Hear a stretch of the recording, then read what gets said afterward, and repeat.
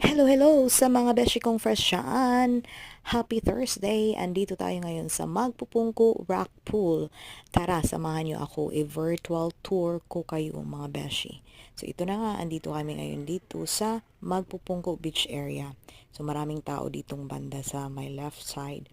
At ito yung kanilang beach area. So wide na kung sakaling marami talagang turista, hindi ka mag-worry kung saan ka upo kasi pwede kang pumili kahit saan dahil malawak talaga yung kanilang beach area. So ito na nga, dumating na yung oras na talagang low tide na pwede nang pumunta ang mga turista doon sa swimming pools.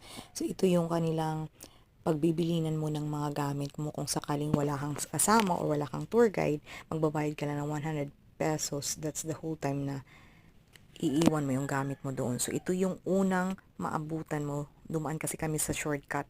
So hindi kami dumaan doon sa may tubigan, sa may dagat. At ito yung mga isa sa pool. Ayan, kasi marami to eh. Parang isa, dalawa, sa likuran, tatlo, apat, mga limang ganito or six. May maliit at malawak. So, ito yung pinakaunang madatnan mo pagdating mo pa lang.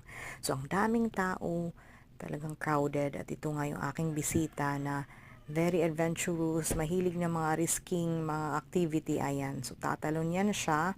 At ako ang kinakabahan sa kanya dahil, ayan yung kanyang ginawa.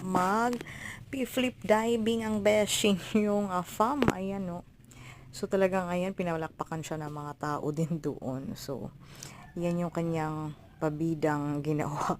So, ayan na nga, galing ako sa likuran. So, medyo, tingnan mo naman, gaano ka low tide. So, yan yung magpupungko na bato.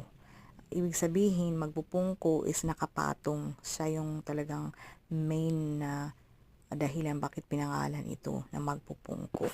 So, yan no. Yan talaga ganun kalinis ang kanyang pool. Guys, yun lang ang ating pa-virtual na tour. Salamat at sana ay na-enjoy kayo. Bye!